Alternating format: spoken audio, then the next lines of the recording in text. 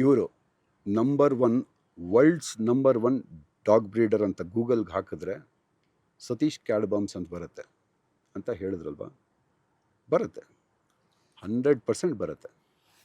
ಬರೀ ಅಷ್ಟನ್ನು ನೋಡೋದಲ್ಲ, ಅದನ್ನು ಸ್ಕ್ರೋಲ್ ಮಾಡಿ ಕೆಳಗಡೆ ಹೋಗ್ತಾ ಗೂಗಲ್ ಅವರು ಒಂದು ಡಿಸ್ಕ್ರಿಮಿನೇಷನ್ ಆಗ್ತಾರೆ. It is not a title given by Google or anybody else, it is a self proclaimed title ಅಂತ. ಕನ್ನಡದಲ್ಲಿ ಹೇಳಬೇಕು ಅಂದರೆ ಸ್ವಯಂ ಘೋಷಿತ ಟೈಟಲ್ ಅದು.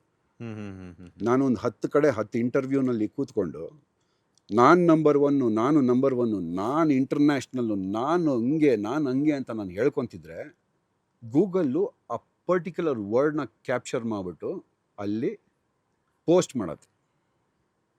ಆಯಿತಾ?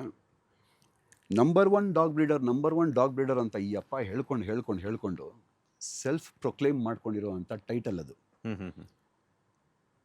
ನಾಯಿಗಳ ಹೆಸರೇ ನೆಟ್ಟಿಗೆ ಗೊತ್ತಿಲ್ಲ ಆ ಅಪ್ಪನಿಗೆ. ರಜತ್ ಅವ್ರ ಇಂಟರ್ವ್ಯೂನಲ್ಲೇ ನೋಡ್ತಾ ಇದ್ದೀನಿ, ಒಂದು 4-5 ನಾಯ್ದು ಹೆಸರು ಕೇಳಿದ್ರೆ ನಾಯಿಗಳ ಹೆಸರೇ ಗೊತ್ತಿಲ್ಲ, ಇನ್ನೇನು ಬ್ರೀಡಿಂಗ್ ಮಾಡ್ತಾರೆ ಅವರು.